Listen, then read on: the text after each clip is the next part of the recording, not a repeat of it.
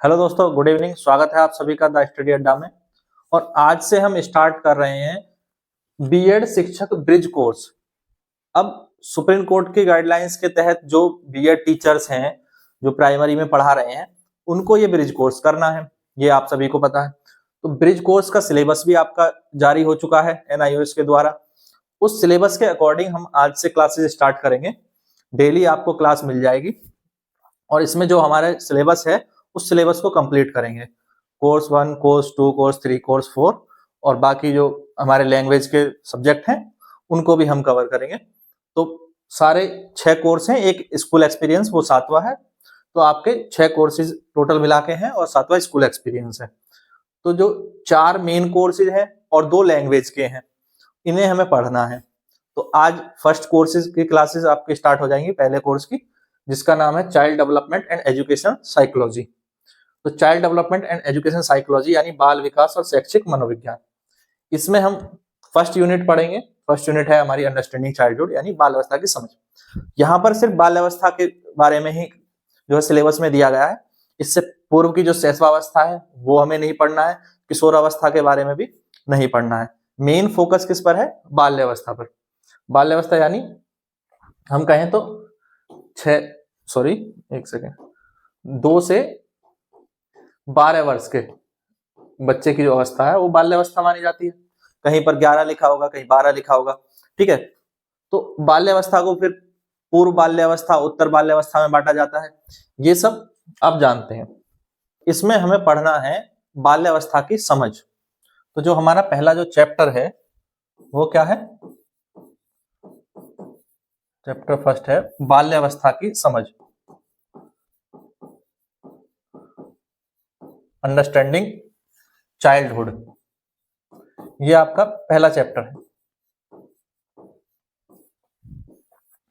इसको हम topic wise पढ़ेंगे, अच्छे से समझेंगे एक एक चीज को। सिलेबस आप सभी के पास जरूर होना चाहिए। सिलेबस को एक एक टॉपिक को समझते चलेंगे, क्योंकि जब सिलेबस आपके पास रहेगा तो आपको अच्छी तरह ये पता चलेगा कि हमें क्या पढ़ना है और क्या नहीं पढ़ना है। तो सिलेबस आपके पास जरूर होना चाहिए और सिलेबस के अकॉर्डिंग ही आपको पढ़ना चाहिए।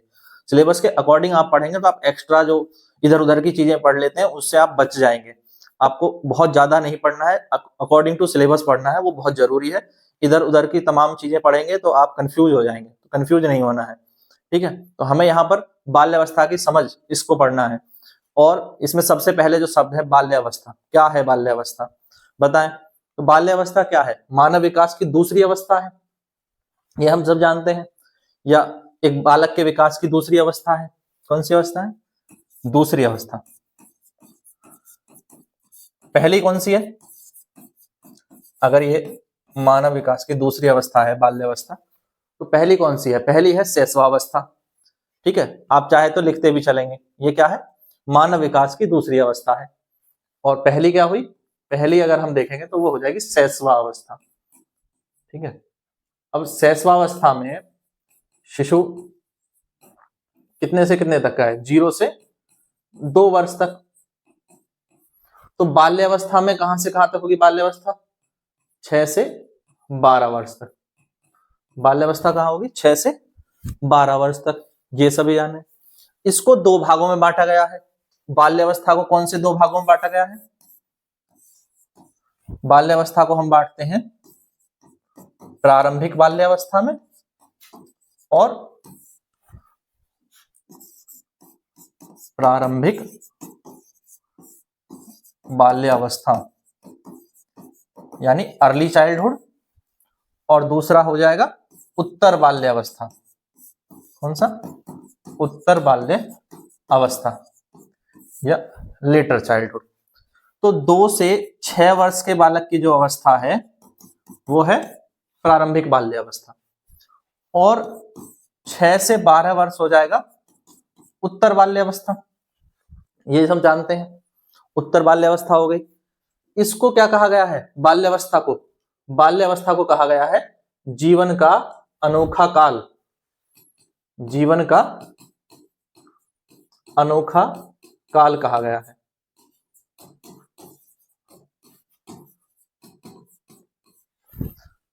जीवन का अनोखा काल क्यों कहा गया है? क्योंकि इस समय पर बालक का विकास होना प्रारंभ होता है। अब जो शैशवावस्था में बालक होता है तो अविकसित होता है, सीखना शुरू करता है पर उतना नहीं जितना उसको वो बाल्यावस्था में ज्यादा सीखता है। बाल्यावस्था में उसका विकास जो है, मानसिक विकास तेजी से होता है, शारीरिक विकास तेजी से होता है। शारीरिक विकास शैशवावस्था में भी तेजी से होता है, पर मानसिक विकास की तुलना में जो है उसको ज्यादा चीजें सीखने को मिलती हैं बाल्यावस्था में। अब शैशवावस्था में जो बालक है वो अविकसित बालक है, पर यहाँ पर बालक अविकसित नहीं है। बाल्यावस्था तक आते आते बच्चे थोड़ी समझ रखते हैं, चीजों को जानने पहचानने लगते हैं, घर के लोगों को पहचानने लगते हैं। तो बाल्यावस्था के बारे में ही फोकस करना है, ठीक है। अब शैशवावस्था में जो बालक था वो कैसा था? शिशु था, अबोध था, अविकसित था, वो नहीं जानता था किसी भी चीज के बारे में, ठीक है। शैशवावस्था का बालक क्या था? हम कहें एक अविकसित बालक था, या उसको हम कह सकते हैं अनभिज्ञ।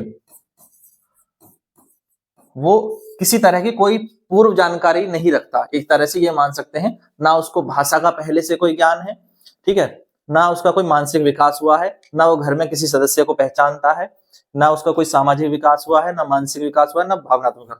तो जब शिशु पैदा होता है तो वो बिल्कुल अविकसित, अनभिज्ञ होते हैं। ना वो सामाजिक होते हैं, ना वो असामाजिक होते हैं, ये हम जानते हैं, हमने सब पहले से ये पढ़ा हुआ है, समझा हुआ है। तो और ये आप अपने एक्सपीरियंस से भी बता सकते हैं, ऐसा कुछ नहीं है कोई नहीं। तो उसका जो शरीर और मस्तिष्क है दोनों क्या है? अविकसित और अनभिज्ञ। मस्तिष्क हो गया अनभिज्ञ, या हम बच्चा यहाँ पर क्या सामाजिक है? ना तो सामाजिक था, ना असामाजिक। अच्छा, जब बच्चा शुरुआत में है तो वो ना सामाजिक है ना ही असामाजिक है। इसका क्या मतलब है? कि बच्चा समाज से परिचित ही नहीं है। क्या मतलब है? बच्चे का समाज से कोई किसी तरह का परिचय ही नहीं है, ना वो परिवार को जानता है, ना पड़ोस को, ना किसी और को, वो अनभिज्ञ है, ठीक है। अब आते हैं बाल्यावस्था पर। अब बाल्यावस्था में जो बालक है वो एक पर्याप्त रूप से विकसित बालक है। अब वो सीखने के लिए तैयार बालक है। जब वो 2 वर्ष से ऊपर का हो जाता है और जब ये बाल्य अवस्था आ जाती है तो बाल्यावस्था में बालक क्या है?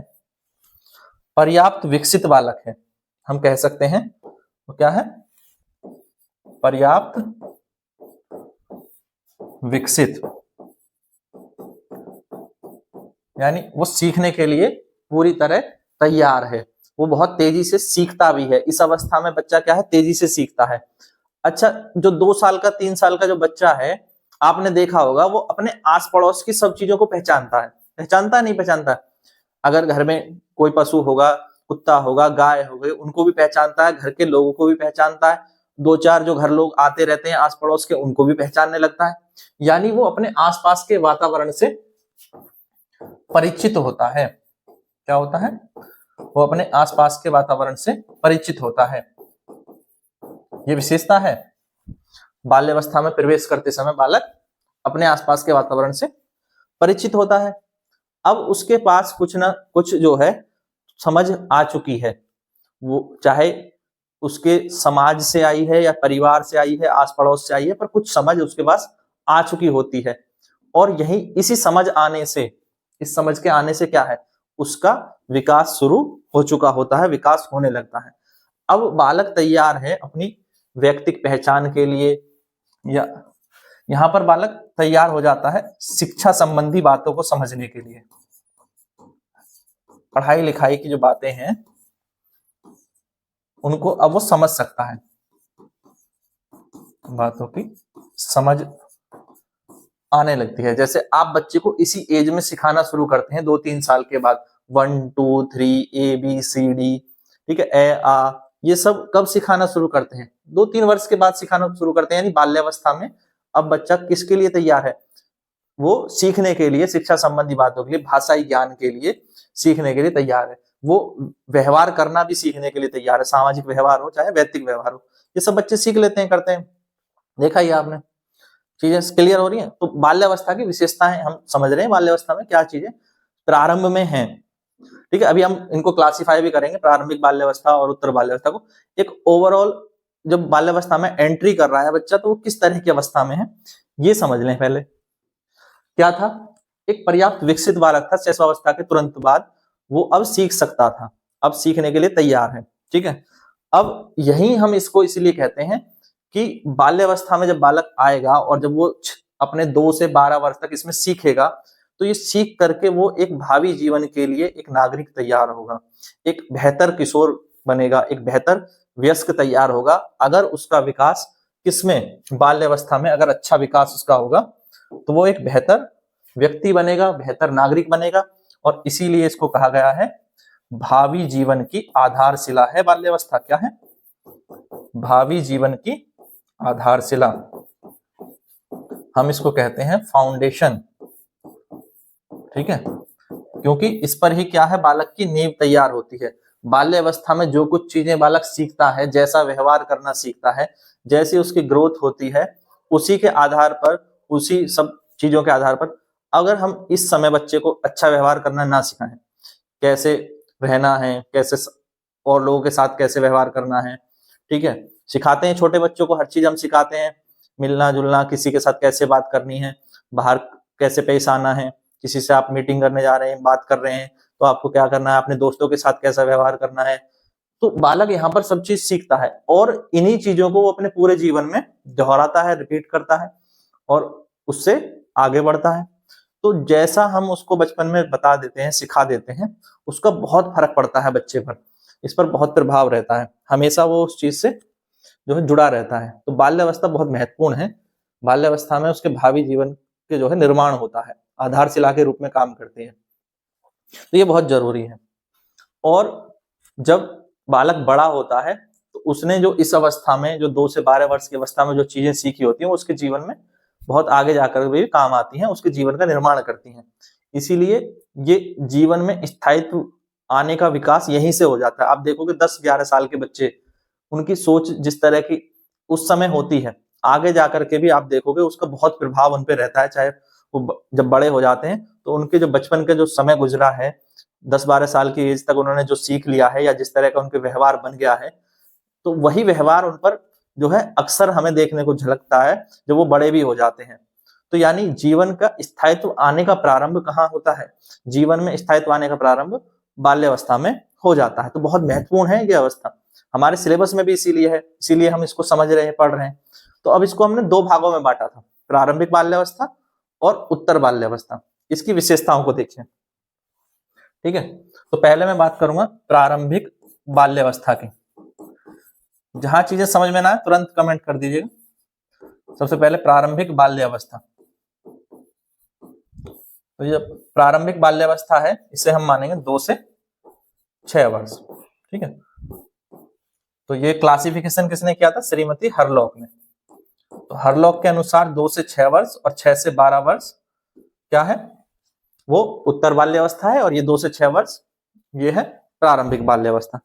अब प्रारंभिक बाल्यावस्था की क्या विशेषता है बताएं। प्रारंभिक बाल्यावस्था में क्या होगा, शारीरिक विकास तेजी से होगा, उत्तर बाल्यावस्था की तुलना में क्या होगा, शारीरिक विकास तेजी से होगा। शारीरिक यानी बच्चे का जो वजन है वो तेजी से बढ़ता है, लंबाई तेजी से बढ़ती है। ठीक है, तो उसके क्या है, भार ये तेजी से बढ़ता है और लंबाई आदि ये तेजी से बढ़ती हैं। तो शारीरिक विकास प्रारंभिक बाल्यावस्था में बहुत तेज गति से होता है। मानसिक विकास होता है, बिल्कुल। किस तरह का मानसिक विकास होगा बताओ, बालक का मानसिक विकास वो क्या करेगा, जिज्ञासा ज्यादा करेगा। आप देखेंगे कि जो छोटे बच्चे हैं वो बहुत सवाल पूछते हैं, ऐसा कैसे हो गया, ऐसा क्यों हो गया, ये क्या कर रहे हैं, ये क्या है, ये क्या चीज है। तो बच्चे कब, क्यों, कैसे, क्या वाले प्रश्न बहुत अधिक करते हैं, यानी बच्चे इस समय जिज्ञासु होते हैं। अब जिज्ञासु होते हैं तो उनका मानसिक विकास भी तेजी से होता है। जिज्ञासा से क्या होगा, मानसिक विकास होगा। जब वो सवाल पूछेंगे तो जिज्ञासा क्या करती है, उनका मानसिक विकास को और तेज करती है। ये बात क्लियर है।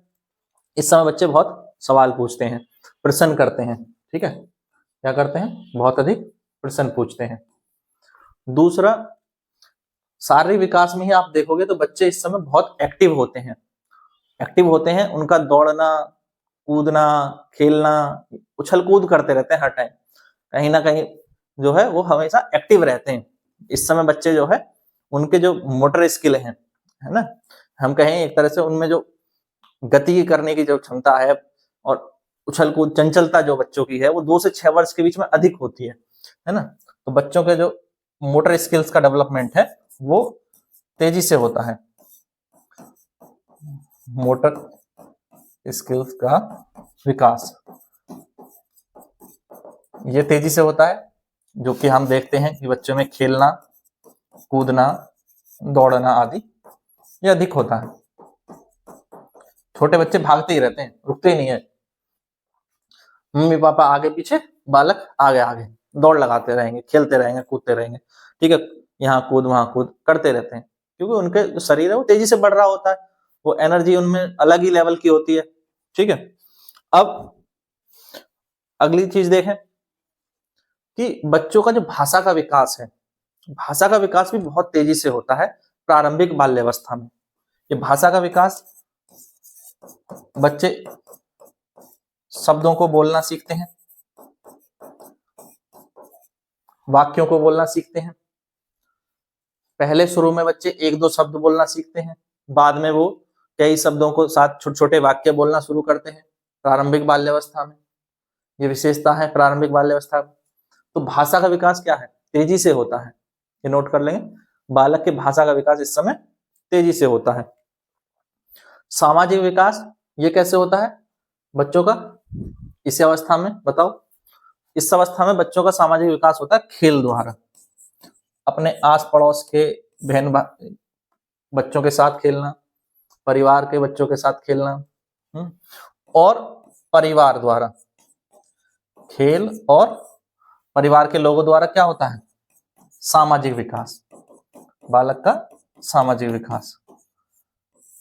छोटा बच्चा जब घर में सभी को देखता है, आस पड़ोस के लोगों को आते हुए देखता है, और छोटा बच्चा जब किसी प्रोग्राम में, फंक्शन में जाता है तो वो सब लोगों को पहचानने लगता है धीरे धीरे।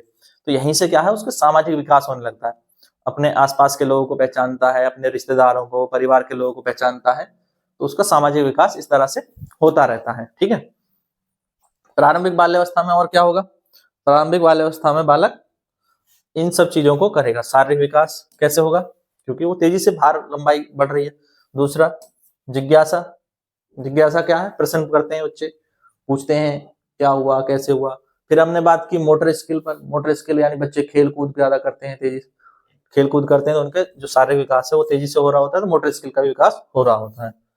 भाषा का विकास उनमें तेजी से होता है, बहुत जल्दी बच्चे सीख लेते हैं, 2 साल तक आते आते बच्चा जो है कुछ शब्द बोलना शुरू कर देता है, फिर धीरे धीरे फिर जैसे जैसे बड़े होते हैं वो छोटे छोटे वाक्यों में बोलना लग जाते हैं। और सामाजिक विकास कैसे होता है, खेलों के द्वारा, परिवार के द्वारा बालक का सामाजिक विकास होता है। अब बात करें उत्तर बाल्यावस्था की, उत्तर बाल्य अवस्था,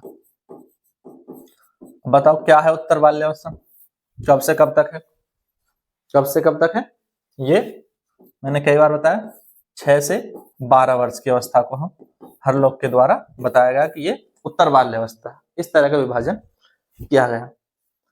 क्योंकि जो बाल्यावस्था है 2 से 12 वर्ष, उसको हमने 2 भागों में इसलिए बांटा कि शुरुआत के जो कुछ लक्षण हैं वो बाद के लक्षण से थोड़ा सा भिन्न है। शुरुआत में बच्चे की जो शारीरिक विकास है, मानसिक विकास है, वो तेजी से होता है, और उस समय बच्चा जो है खेल कूद में बहुत सक्रिय होता है। सक्रिय बाद में भी रहेगा बाल्यावस्था में, पर बच्चे का जो शारीरिक विकास का जो पैटर्न है, मानसिक विकास का जो पैटर्न है, या जो उसके सामाजिक विकास का जो पैटर्न है, वो पहले की तुलना में थोड़ा सा अलग है। और यही विशेषता के कारण इनको हमने अलग अलग भागों में रखा है। अलग अलग भागों में रखने की वजह भी यही है, क्यों रखा है इनको अलग अलग भागों में, नहीं तो हम इसके 2 भाग नहीं करते अगर इनमें विशेषता अलग नहीं होती। तो क्या विशेषता अलग है, यहाँ पर जो बच्चे का शरीर है वो अब ज्यादा संतुलित है, ज्यादा मजबूत है ना, ये डिफरेंस है। तो बालक का जो शरीर है वो पहले की तुलना में क्या है, शरीर मजबूत और संतुलित, पहले से अधिक मजबूत भी है और संतुलित भी है। मानसिक विकास कैसे होगा? अब बालक की तार्किक सोच का विकास होने लगता है। बच्चा इस अवस्था में तर्क करने लगता है, सवाल के साथ साथ वो तर्क करने लगता है। ठीक है, तो उसमें तर्क का विकास होता है, तार्किक विकास होता है एक तरह से। और क्या होता है? बच्चे सवाल पूछते हैं तो तार्किक सोच का विकास होगा, तर्क का विकास होगा। बच्चों का शरीर मजबूत होता है, संतुलित होता है। ठीक है, ये 2 पॉइंट क्लियर हो गए। इसके बाद हम देखें तो बच्चा सवाल हल कर सकता है, गणित के प्रश्न हल करते हैं बच्चे, और भी जो विषय हैं, विज्ञान है, हिंदी है, या जो भी विषय उनके सिलेबस में ईवीएस है, उन प्रश्नों को हल कर सकते हैं, किसी समस्या पर विचार कर सकते हैं। यानी बच्चों में क्या है? समस्या समाधान की योग्यता का विकास होता है। क्या होता है? समस्या समाधान की योग्यता का विकास।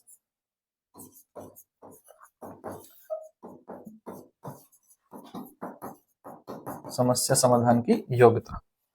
ये कलर शायद आपको दिख नहीं रहा होगा, दूसरा, हाँ चलो चेंज कर लेते हैं। हाँ, अब देखें, फिर यहाँ पर बच्चा जो बोलने का उसका विकास है वो कैसा होता है? स्पष्ट, यानी वो अपने विचारों को स्पष्ट रूप से रख सकते हैं, स्पष्ट और सही से बता सकते हैं चीजों को, यानी व्यवस्थित तरीके से, स्पष्ट और व्यवस्थित अभिव्यक्ति करते हैं। अभिव्यक्ति करना मतलब अपनी बातों को स्पष्ट रूप से बच्चा बता सकता है, रख सकता है, और अपने विचारों को भी सही तरीके से सही क्रम में पेश कर सकता है, समझा सकता है। तो यानी स्पष्ट अभिव्यक्ति करते हैं। बच्चों का जो व्यवहार है, छोटे बच्चे का व्यवहार क्या था? शैशवावस्था में बच्चा क्या करेगा, या पूर्व बाल्यावस्था में बच्चा क्या करेगा? बहुत तेजी से गुस्सा करता है पूर्व बाल्यावस्था में, या किसी बात पर खुशी हुई तो बहुत अच्छे से अपनी खुशी को प्रकट करता है, खूब झूम उठेगा, और अगर कोई चीज ना मिले तो बहुत तेजी से गुस्सा करेगा। वो पूर्व बाल्यावस्था के लक्षण है। पर यहाँ पर व्यवहार में क्या है? जैसे ही बच्चा थोड़ा बड़ा होने लगता है तो उसके व्यवहार पर कंट्रोल आने लगता है, आत्मनियंत्रण बढ़ता है। अब बच्चा ऐसा नहीं है कि हर जगह गुस्सा, हर जगह खुशी प्रकट करेगा। ठीक है, वो अपने व्यवहार को नियंत्रित करना जानने लगता है।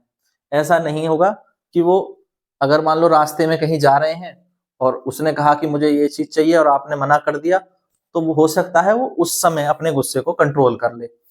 करते ही हैं बच्चे, जैसे जैसे बड़े हो जाते हैं वो अपने, और बाद में आकर के बताए, घर पे आकर के बताए कि मुझे वो चीज चाहिए थी या आपने दिलाई नहीं, तो उसने क्या किया? अपने गुस्से को उस तरह से प्रकट नहीं किया जैसे वो पहले करता था, बचपन में करता था। ठीक है, कि वहां ही सड़क पर लेट गए, यही चीज चाहिए, पैर पटक दिए, वहीं रोने लगे।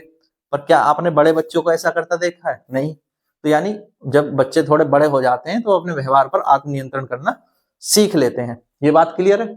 उसके बाद बच्चों को यहां से एक गुण, और व्यवहार में ही एक गुण विकसित होता है, आत्मसम्मान, सेल्फ रेस्पेक्ट।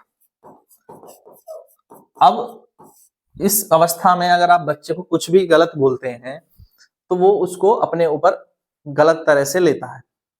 ठीक है, यानी अब बच्चे भी अपने सम्मान का एक वो भाव रखते हैं कि मेरे साथ भी लोग तमीज से, तहजीब से पेश आए, चाहे घर के सदस्य हो, चाहे और उसके यार दोस्त हो।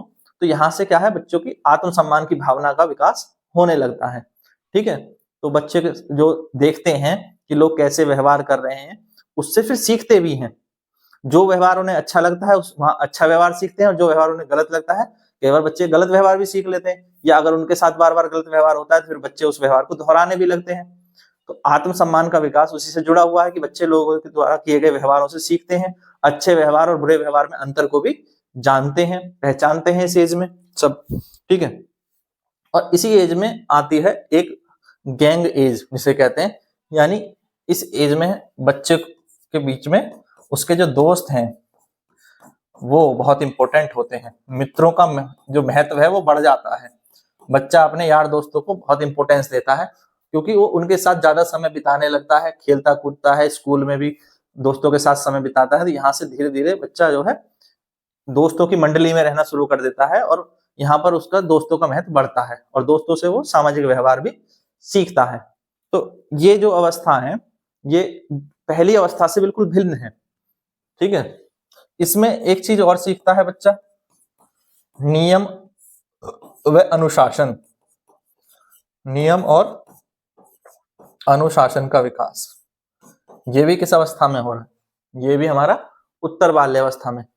जब बालक पूर्व बाल्यावस्था में था तो वो नियम और अनुशासन के बारे में इतना नहीं जानता है, ना ही उसको समाज के नियमों के बारे में, जैसे स्कूल में स्कूल के नियमों के बारे में बालक सीखेगा। यहाँ पर जब स्कूल में पहुंचेगा तो स्कूल में ड्रेस पहन के जानी है, कैसे पहन के जानी है, जूते कौन से पहन के जाने हैं, किस दिन कौन सी ड्रेस पहन के जानी है, कौन सी बुक्स ले जानी है। तो ये क्या है? बच्चा नियमों का पालन कर रहा है, यानी बच्चा नियमों को यहाँ जानने लगता है, कैसे व्यवहार करना है ना।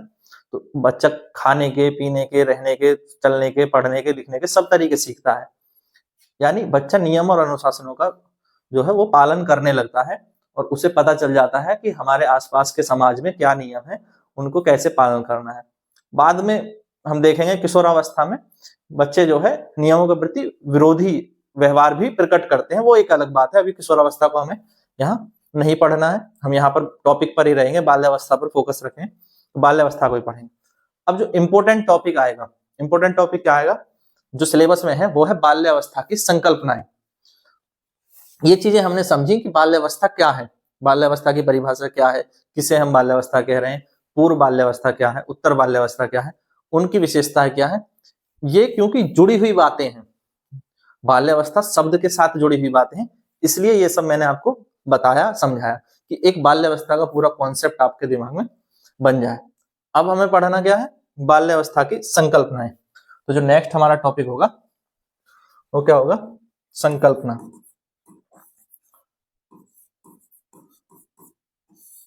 बाल्यावस्था की संकल्पना क्या है? बाल्यावस्था की संकल्पना क्या है? बाल्यावस्था एक जैविक अवस्था है कि एक बालक है, उसने जन्म लिया है तो 2 साल वो शैशवावस्था में था, फिर उसके बाद बाल्यावस्था आ जाएगी। तो क्या ऐसा है? क्या हम कह सकते हैं कि ये एक जैविक अवस्था है? नहीं, ये केवल एक जैविक अवस्था नहीं है, ये एक मानसिक अवस्था भी है, ये एक शारीरिक अवस्था भी है, ये एक सामाजिक अवस्था भी है, ये एक शैक्षिक अवस्था भी है। तो यानी इसके कई भिन्न भिन्न रूप हो सकते हैं। तो जो संकल्पना है वो सिर्फ इस आधार पे नहीं दी जा सकती कि ये एक जैविक अवस्था है। ये सिर्फ एक जैविक अवस्था नहीं है, ये बालक के मानसिक, शारीरिक, सामाजिक, भाषाई सभी विकासों से जुड़ी है। तो इसको सिर्फ एक जैविक संकल्पना कह देना क्या होगा? केवल जैविक संकल्पना कह देना सही नहीं होगा, ये क्या होगा? गलत होगा। केवल जैविक संकल्पना नहीं है, यानी बालक ने जन्म लिया, वो 0 से 2 वर्ष का हुआ, शैशवावस्था पूरी, अब 2 से 12 वर्ष का हुआ, बाल्यावस्था पूरी। ऐसा क्या इस बीच में कुछ और नहीं था? इस बीच में बहुत चीजें थी। इस बीच में क्या था? उसका शारीरिक विकास था, उसका मानसिक विकास था, उसका भाषाई विकास था। क्या सब बच्चों में समान होगा? नहीं, सब बच्चों में समान नहीं होगा, इस पर भी अलग अलग चीजों का प्रभाव होगा। तो ये चीजें भी हमें समझनी है। प्रारंभ में जो है बाल्यावस्था को क्या माना गया? केवल एक जैविक अवस्था माना गया, और बाद में जैसे जैसे स्टडीज हुई, मनोवैज्ञानिकों ने अध्ययन किया, तो फिर इसको एक जैविक संकल्पना के साथ साथ और क्या क्या माना गया कि ये एक जैविक संकल्पना है बाल्यावस्था, ये तो है ही, शारीरिक विकास होता है, और क्या क्या है? मानसिक जैविक संकल्पना है, प्रकार हम देख रहे हैं, मानसिक या बौद्धिक संकल्पना है। क्या है? मानसिक या बौद्धिक संकल्पना। और इसको हम कह सकते हैं कि ये एक समाज शास्त्रीय या सामाजिक संकल्पना है, या जिसमें बालक के सामाजिक विकास को हम देखेंगे कि बालक का सामाजिक विकास कैसे अलग अलग ढंग से होता है। फिर सामाजिक संकल्पना है बाल्यावस्था की, और एक सांस्कृतिक संकल्पना भी है। अलग अलग संस्कृति में बालक का विकास किस प्रकार होता है, सांस्कृतिक संकल्पना उसको कहते हैं कि भिन्न भिन्न संस्कृति के बालक भिन्न भिन्न तरीके से सीखते हैं या भिन्न भिन्न चीजें सीखते हैं, यह है इसकी सांस्कृतिक संकल्पना। अब उसके बाद एक ऐतिहासिक संकल्पना है, ऐतिहासिक संकल्पना। ऐतिहासिक संकल्पना क्या कहती है कि बाल्यावस्था में जो अलग अलग संस्कृति के जो बालक हैं या अलग अलग देश या अलग अलग क्षेत्र के जो बालक हैं, वो उन क्षेत्रों के ऐतिहासिक महत्व के अनुसार उनकी बाल्यावस्था का विकास होता है। तो बाल्यावस्था पर इतिहास का प्रभाव है, या दूसरा कहें कि अलग अलग समय में, इतिहास के अलग अलग समय में बाल्यावस्था में जो चीजें हम विकास की देखते हैं वो सेम नहीं थी। उस समय उस कालखंड में जैसी आवश्यकताएं थी या जैसी परिस्थितियां थी, उन परिस्थितियों के अनुसार बालक का विकास, यह है ऐतिहासिक संकल्पना। फिर हम बात करें इसकी शैक्षणिक संकल्पना पर। अब ये शैक्षणिक संकल्पना क्या है? यानी शिक्षा से जुड़ी हुई। बालक शिक्षा ग्रहण करते हैं, अब उन्हें कैसी शिक्षा मिलती है उस पर निर्भर करता है बाल्यावस्था का विकास कैसा होगा। हर जगह, हर देश में, हर परिस्थिति में, अलग अलग परिस्थिति में शिक्षा का स्तर अलग है। शिक्षा अलग अलग पाठ्यक्रम के अनुसार दी जा रही है। शिक्षा में किस बात पर बल दिया जाएगा, किस बात पर बल नहीं दिया जाएगा, ये सब चीजें अलग अलग देशों में अलग अलग तरीके से निर्धारित की जाती हैं। तो ये भी बालक की बाल्यावस्था पर प्रभाव डालती हैं। आपने देखा होगा कि समय समय पर हमारे देश में देखें पाठ्यक्रम जो है वो निर्धारित किए जाते हैं, अलग नीति बनाई जाती है। जैसे अभी हम राष्ट्रीय शिक्षा नीति 2020 की बात कर लें तो बालक के विकास को लेकर के, कैसे बालक का विकास होगा उसको लेकर के शिक्षा नीति बनाई गई है। अब जैसी शिक्षा नीति होगी वैसा ही आने वाले बच्चों का विकास होगा। तो आने वाले समय में हम किस स्तर के जो है नागरिक तैयार करना चाहते हैं या क्या बौद्धिक क्षमता हम नागरिकों में या बालकों में चाहते हैं, उसको ध्यान में रख करके नीति बनाई जाती है। अब अलग अलग देशों की अलग अलग नीति हो सकती है, उनकी अपनी जरूरत और परिस्थिति के अनुसार। हमारे देश की अपनी जरूरत और अपनी परिस्थिति के अनुसार अलग अलग नीति हो सकती है। तो ये है शैक्षणिक संकल्पना। यानी जो संकल्पनाएं हैं ये बहुत सारे फैक्टर्स पर निर्भर करती हैं। तो बाल्यावस्था को समझने के लिए सिर्फ एक ओवरऑल पूरी दुनिया का एक व्यू लेकर के नहीं देख सकते, हमें उनको अलग अलग कैटेगरी में डाल करके देखना पड़ेगा। इसीलिए इसको हमने यहाँ पर कैटेगराइज किया है। इसमें सबसे पहले जैविक संकल्पना की बात करें तो जो जैविक संकल्पना है ये वैसे हम काफी समझ चुके हैं इसके बारे में। जो बायोलॉजिकल कॉन्सेप्ट है ये क्या कहता है? बालक की जैविक संकल्पना में सीधी सी बात है कि बालक का शारीरिक विकास होगा, स्वाभाविक रूप से होगा। बालक का जन्म हुआ, पहले शैशवावस्था, फिर बाल्यावस्था, फिर किशोरावस्था, फिर प्रौढ़ वयस्कावस्था, फिर प्रौढ़ावस्था, ये अवस्था जो है वो क्रम में चलते रहेंगे। यानी जैविक संकल्पना ये कहती है कि जो मानव का विकास है वो एक स्वाभाविक चरण है। वो क्या है? एक चरण के रूप में स्वाभाविक तरीके से हो रहा है।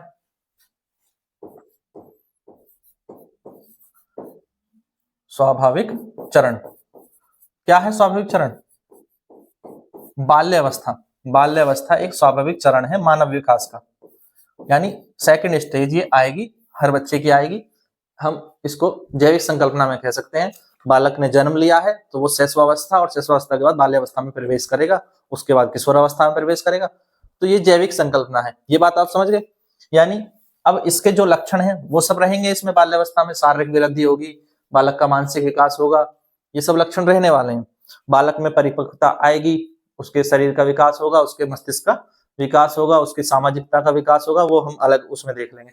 यानी बालक जो है इसके हिसाब से क्या होने चाहिए? पूरी दुनिया के बालक एक समान होने चाहिए। पूरी दुनिया में जो बालक 2 से 12 वर्ष के हैं वो क्या होने चाहिए? एक समान रूप से बढ़ने चाहिए। पर क्या ऐसा है? क्या हमें अलग अलग देशों के या अलग अलग जगहों के बालक के मानसिक स्तरों में या उनकी सामाजिकता में या उनकी ऐतिहासिकता के प्रति या समाज के प्रति व्यवहार में अंतर नहीं दिखाई देता? बिल्कुल अंतर दिखाई देता है। तो अगर सिर्फ जैविक अवस्था ही होती या जैविक संकल्पना ही होती या बालक सिर्फ एक जीव ही होता तो फिर ये अंतर क्यों होता? सब एक समान रूप से बढ़ते? सब एक समान रूप से नहीं बढ़ते हैं। बाल्यावस्था कहती तो है कि शारीरिक वृद्धि होगी, यहाँ पर समान रूप से होनी चाहिए। मानसिक विकास कैसा होना चाहिए? समान होना चाहिए, सबका समान ढंग से होना चाहिए। ये कैसा होना चाहिए? सार्वभौमिक व समान। जैविक संकल्पना क्या कहती है? सार्वभौमिक और समान शारीरिक वृद्धि फिर मानसिक विकास होगा, ऐसा जैविक संकल्पना मानती है। क्योंकि पहले बालक को केवल हम एक ही कॉन्सेप्ट में मान करके समझते थे, अब एक कॉन्सेप्ट तो रहा नहीं, अब इसके कई कॉन्सेप्ट आ गए हैं। इसके अनुसार क्या था, बाल्य अवस्था एक स्वाभाविक चरण है और इसमें क्या होगा, सार्वभौमिक और समान रूप से बालक की शारीरिक और मानसिक वृद्धि होगी। ये बात क्लियर हो गई, ठीक है। दूसरा कौन सा चरण है, हम कहें कौन सी संकल्पना है, मानसिक संकल्पना। कौन सी है, मानसिक संकल्पना। ये क्या है, मानसिक संकल्पना क्या है, यानी इसमें क्या है, बालक के मस्तिष्क के विकास की बात होती है। क्या होती है, बालक के मस्तिष्क का विकास कैसे होता है, या मैं इसको कहूं संज्ञानात्मक विकास। इसके बारे में एक थ्योरी भी है, किसने दी है बताओ, संज्ञानात्मक विकास का सिद्धांत किसने दिया है, पियाजे। पियाजे ने क्या दिया है, संज्ञानात्मक विकास का सिद्धांत दिया है। क्या बताया पियाजे ने, पियाजे ने बताया कि बालक के जो संज्ञानात्मक विकास है वो 4 अवस्थाओं में होता है। संज्ञानात्मक विकास की 4 अवस्थाएं उसने बताई, पूर्व संक्रियात्मक, संक्रियात्मक, मूर्त, अमूर्त, इस तरह से 4 में बांटा उसने। तो 4 अवस्थाओं में जब बांटा तो क्या बताया, इससे हम क्या समझे, मानसिक संकल्पना में हम इस बात से क्या समझे कि संज्ञानात्मक विकास 4 अवस्थाओं में होता है। इनका कहने का मतलब है, मानसिक संकल्पना ये कहती है कि जो मानसिक विकास है वो चरणों में होता है, यानी स्टेजेस में, ठीक है, अवस्थाओं में,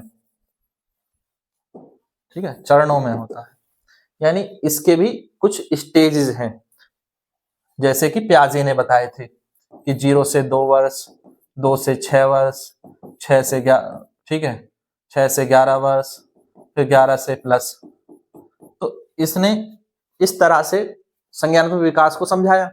अब जो समझाया तो इससे यहाँ बस एक बात आपको समझनी है कि मानसिक संकल्पना क्या होती है, उनके चरण होते हैं, और ये चरण भी कैसे होते हैं, स्टेजेस होती है। बालक के मानसिक विकास की स्टेजेस होती हैं और ये क्या होती है, निश्चित। तो बालक का जो मानसिक विकास है वो एक निश्चित चरणों वाली अवस्था में होता है, निश्चित चरणों वाली अवस्था में। तो मानसिक संकल्पना किस पर बल देगी, केवल बौद्धिक विकास पर बल देगी, है ना, बौद्धिक विकास पर बल। इसमें ये माना जाएगा कि बालक जो है चरणों में अपने आप को डेवलप करता है, और बालक यहाँ पर क्या है, बनता हुआ व्यक्ति है। बालक एक बनता हुआ व्यक्ति है, जिसे हम कहते हैं बीइंग।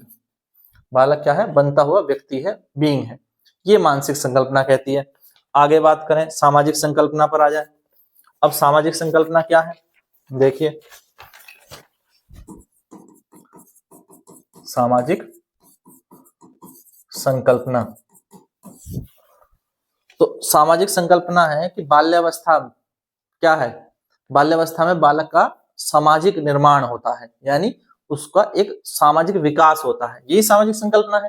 अब ये सामाजिक विकास कैसे होता है, बच्चे अपने आसपास बहुत सारी चीजों को देखते हैं, अपने आस पड़ोस को देखते हैं, उसमें इनका जो सामाजिक निर्माण है या सामाजिक विकास है ये होता कैसे है, किस चीज से होता है, क्या सीखते हैं सामाजिक विकास में, बताओ जल्दी। सामाजिक विकास का निर्माण किन चीजों से होता है, सामाजिक संकल्पना में बाल्यावस्था में सामाजिक विकास का निर्माण किन चीजों से होता है, ये आप बताएं। आपने देखा है बालक अपने आस पड़ोस से क्या सीखते हैं, जाति, धर्म, लिंग, वर्ग, ये सब सीखते हैं, क्षेत्र के बारे में, परिवार के बारे में, परिवार से सीखते हैं, पास पड़ोस के बारे में सीखते हैं। इन सब से क्या है, बालक का सामाजिक विकास प्रभावित होता है, जाति से प्रभावित होता है, धर्म से, लिंग से, वर्ग से, क्षेत्र से। तो अब क्या कह रहा है ये कह रहा है कि बाल्य अवस्था सभी जगहों पर एक जैसी नहीं है। सभी जगह क्यों एक जैसी नहीं है, क्योंकि बाल्य अवस्था सिर्फ एक जैविक संकल्पना नहीं है।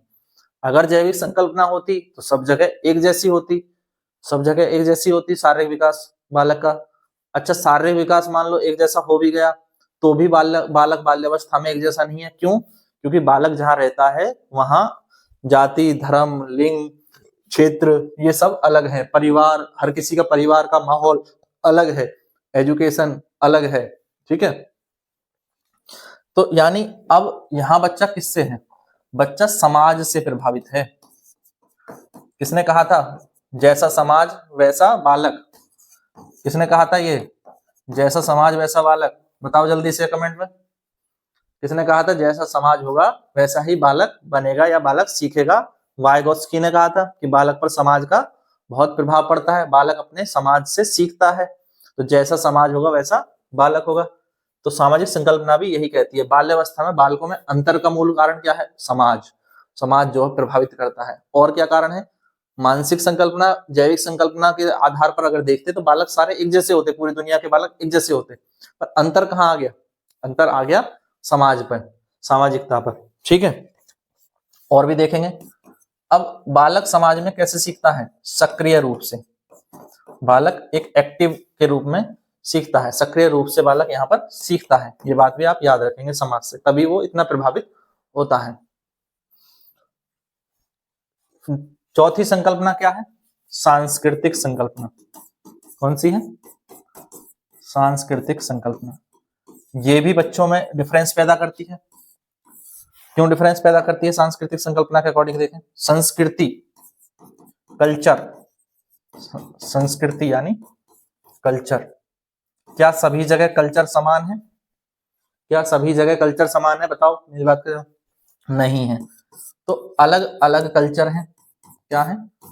अलग अलग संस्कृतियां हैं। जब संस्कृति अलग अलग है तो बालक का विकास अलग अलग नहीं होगा। बाल्य अवस्था में अलग, जैसे जिस संस्कृति में बालक रहेगा, जिन रीति रिवाजों को सीखेगा, जिन मूल्यों को धारण करेगा, उनके अकॉर्डिंग बालक का विकास होगा। क्योंकि रीति रिवाज अलग होंगे, मूल्य अलग होंगे, नैतिकता के गुण अलग होंगे। हर समाज में, हर संस्कृति में रीति रिवाज अलग हैं, मूल्य अलग हैं, नैतिकता के नियम अलग हैं। अलग है नहीं है? जब ये अलग हैं तो हर समाज के बालक की बाल्यावस्था समान होगी कि नहीं होगी? नहीं होगी।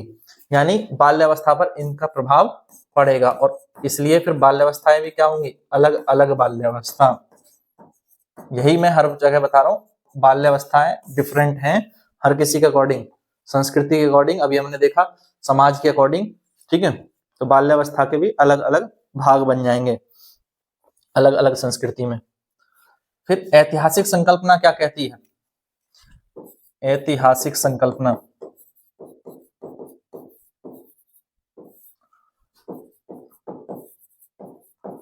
बाल्यावस्था के बारे में ऐतिहासिक संकल्पना, अलग अलग समय पर, अलग अलग कालखंड में, कोई समय था, एक समय था पृथ्वीराज चौहान का, जब वो राजा थे, उस समय को देखें तो उस समय क्या कहा जाता था? उस समय कहा जाता था 12 वर्ष कुकर जीवे और 18 वर्ष जीवे क्षत्रिय। और अगर 18 वर्ष से ऊपर का कोई क्षत्रिय है या कोई राजा के कुल का व्यक्ति है, वो जीता है तो उसके जीवन पर धिक्कार है। ऐसी ऐसी कहावतें हैं, क्या बताती हैं इसको अब समझे। जबकि 12 वर्ष या 18 वर्ष की जो अवस्था है वो एक बालक की अवस्था है, और बालक के जीवन पे ही धिक्कार है। ये क्या ऐतिहासिक कालखंड है? क्योंकि उस समय परिस्थिति कैसी है? परिस्थिति है युद्ध की, लड़ाई की, ठीक है, वीरता की। तो उस समय जैसी आवश्यकता है उस आवश्यकता के अनुसार बाल्यावस्था का विकास होगा। अब उस आवश्यकता के अनुसार बाल्यावस्था का विकास कैसे होगा? उस समय बालक क्या सीखेगा? उस समय बालक सीखेगा युद्ध कौशल, लड़ाई का कौशल, ठीक है, शरीर को मजबूत बनाने के पर अपना बल देगा, मेहनत करेगा, शारीरिक ताकत पैदा करेगा। अब थोड़े आज के समय में आ जाए, आज क्या है, परिस्थिति क्या है?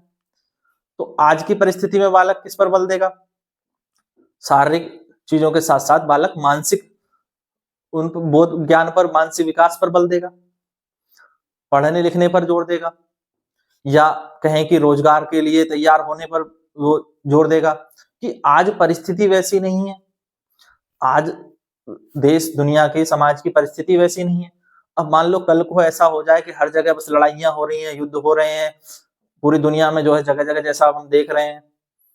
तो अगर पूरी दुनिया में जगह जगह युद्ध होने लगे और मान लो हमारा देश भी कहीं किसी देश के साथ युद्ध की परिस्थिति में फंस जाए, तो क्या हम ये कहेंगे कि हमारे सारे नौजवान सिर्फ पढ़ने लिखने जाएंगे, युद्ध नहीं करेंगे या लड़ाई नहीं करेंगे या देश के लिए नहीं जाएंगे? ऐसा तो नहीं कहेंगे। और अगर मान लो एक परिस्थिति सोचें कि कोई युद्ध चलता है, 20-30 वर्ष तक चलता है, तो उस समय क्या होगा? क्या समाज का ध्यान शिक्षा की तरफ रहेगा या समाज का ध्यान इस तरफ रहेगा कि हम अपनी रक्षा कैसे करें? ऑब्वियस सी बात है, उस तरफ रहेगा कि हम अपनी रक्षा कैसे करें। तो ऐतिहासिक कालखंड में समाज का मेन फोकस होता था हम अपनी रक्षा कैसे करें, इसीलिए नौजवानों को उसके लिए तैयार किया जाता था। तो यानी ऐतिहासिक कालखंड में शिक्षा का या बालक के विकास का, बाल्यावस्था का, सभी का जुड़ाव किससे है? उस समय की परिस्थितियों से। तो जैसी परिस्थितियां होंगी उसके अनुसार बाल्यावस्था का विकास होगा, क्योंकि उस समय परिस्थिति क्या थी? अलग अलग परिस्थिति में बाल्यावस्था भी क्या होगी? अलग अलग बाल्यावस्था होंगी। आज भी हम देखें, एक चीज और मैं बताता हूं, इतिहास एक ऐसी चीज है जो मानसिक विकास को भी प्रभावित करती है। आप देखें कि आपको किसी और देश का इतिहास तो नहीं पता, आपको अपने देश का इतिहास पता, अपने देश का इतिहास आपने पढ़ा है, सबने पढ़ा है। तो हम अपने इतिहास को जैसे पढ़ते हैं या जिस तरीके से पढ़ते हैं या जिस तरीके से समझते हैं, वैसा ही हमारे मानसिक विकास पर प्रभाव पड़ता है। यानी हमारे जो बच्चे हैं उनकी बाल्यावस्था पर भी उसी हिसाब का प्रभाव पड़ेगा जिस तरह से हम उनके सामने अपना इतिहास पेश करेंगे। तो जैसे हम इतिहास को पेश करते हैं, अब हर देश का इतिहास अलग है और हर देश अपने इतिहास को अपने बच्चों को बताता है, पढ़ाता है स्कूलों की शिक्षा के द्वारा, और उनके बच्चों पर उनके इतिहास का उसी हिसाब से प्रभाव होता है जैसा भी इतिहास बताया गया या सुनाया गया या पढ़ाया गया। तो यानी इतिहास एक ऐसा विषय है जो हमारे बाल्यावस्था को भी प्रभावित करता है, वयस्क को भी करता है। तो ऐतिहासिक संकल्पना से जुड़ी है। इतिहास कैसे बताया गया, कैसे पढ़ाया गया, यह हमारे मानसिक विकास को भी प्रभावित करता है, बाल्यावस्था को भी प्रभावित करता है। तो अलग अलग देशों का इतिहास अलग है, तो अलग अलग देशों के बालकों की बाल्यावस्था पर भी इसका प्रभाव अलग अलग तरीके से पड़ेगा। ठीक है, इस चीज का मैं एक उदाहरण देता हूं। आप देखो, जापान के बच्चों में, जापान के बच्चे बहुत डिसिप्लिन्ड हैं, क्योंकि उन्हें उनके जो इतिहास का हिस्सा बताया या पढ़ाया जा रहा है वो वही वाला इतिहास का हिस्सा या वो पढ़ाया जा रहा है जिसमें जो है वो अनुशासित हैं। और यहाँ तक कि उन्हें इस तरह से इतिहास नहीं पढ़ाया जा रहा कि जापान में परमाणु बम का हमला हुआ था तो वो अमेरिका से नफरत करें, इस तरह से इतिहास उन्हें नहीं पढ़ाया जा रहा। एक और भी बहुत सारे उदाहरण हम ले सकते हैं। ठीक है, तो इतिहास का कैसे इतिहास पढ़ाया गया, कैसे इतिहास बताया गया, उसका प्रभाव आज भी बालक पर पड़ता है, हमेशा पड़ेगा। और अलग अलग कालखंड में बालक की बाल्यावस्थाएं अलग अलग थी, बस ये हमें यहाँ समझना है, बहुत आगे की कथा कहानी पर नहीं जाएंगे। ठीक है, टॉपिक पर रहेंगे। ये बातें क्लियर होगी। लास्ट चीज पर आ जाऊं, शैक्षणिक संकल्पना। संकल्पना में शैक्षणिक, एक सेकंड,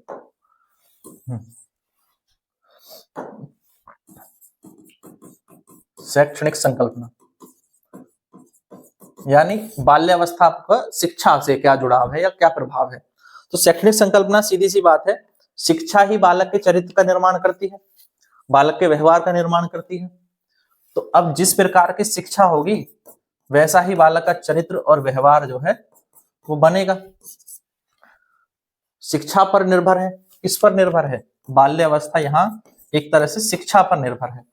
बालक की बाल्यावस्था का विकास शिक्षा से जुड़ा हुआ है। शिक्षा के संदर्भ में क्या है? शिक्षा से उसको जोड़ा गया है। इसी के द्वारा शिक्षा से ही बालक क्या सीखता है? संस्कार। शिक्षा से बालक क्या सीखता है? नैतिकता। और अलग अलग जगहों पर अलग अलग शिक्षा के नॉर्म्स हैं, तो वो भी चीजें बदलती हैं उस हिसाब से। यानी बाल्यावस्था सिर्फ जैविक अवस्था नहीं है, बाल्यावस्था पर मानसिक संकल्पनाओं का, सामाजिक संकल्पनाओं का, ऐतिहासिक संकल्पनाओं का, शैक्षणिक संकल्पनाओं का, सबका प्रभाव पड़ता है। ठीक है, तो ये चीजें यहाँ क्लियर हो जानी चाहिए। शैक्षिक संकल्पना में बालक को क्या माने? बालक को तो सिर्फ हम जिज्ञासु माने। बालक सीखने का इच्छुक है, अब ये आप पर निर्भर है उसे आप क्या सिखाएंगे। क्या समझाएंगे वो सीख लेगा। बालक यहाँ जिज्ञासु है। शैक्षिक संकल्पना कहती है बालक क्या है, जिज्ञासु है। आपके पास 2 वर्ष से 12 वर्ष की बाल्यावस्था का बालक है, समझ लो 3 वर्ष से तो वो आंगनवाड़ी में पढ़ने आ जाता है। वो सिर्फ जिज्ञासु बालक है, जानना चाहता है।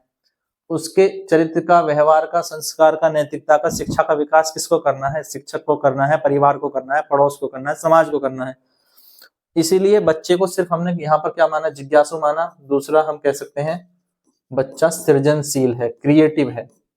वो चीजों को करने में बहुत नए नए तरीके से करने में भी बहुत रुचि रखता है और चीजों को में पार्टिसिपेट भी करता है। ठीक है, जागरूक भी है, जिज्ञासु भी है, सृजनशील है और एक्टिव पार्टिसिपेशन करता है। ठीक है, तो यही बालक की शैक्षणिक संकल्पना है। इसके अलावा हम कहें तो बालक जो है वो सीखने के लिए क्रियाशील होता है। जिज्ञासु होता है तो क्रियाशील भी होगा।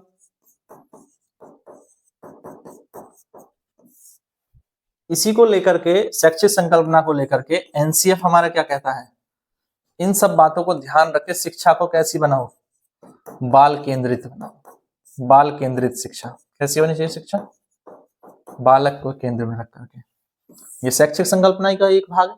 शैक्षिक संकल्पना ये कहती है कि जब शिक्षा बालक के व्यवहार को समझ करके दी जाएगी तो बालक जो है ज्यादा सीखेगा। बाल केंद्रित होनी चाहिए शिक्षा, बिल्कुल सही बात है।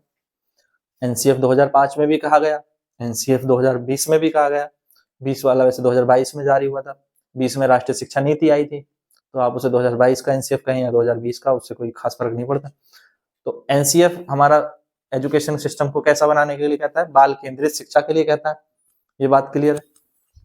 तो आगे की बातें भी हम करेंगे इस चैप्टर से जुड़े हुए जो भी टॉपिक्स हैं अगली क्लास में। ये क्लास आपको कैसी लगी जरूर बताइएगा कमेंट में, और अगर क्लास पसंद आई है तो फॉलो कर लीजिए, चैनल को सब्सक्राइब कर लें।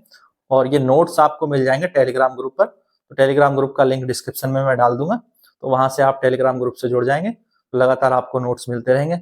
पढ़ते रहें, अपनी तैयारी करते रहें। Thank you, thanks for watching.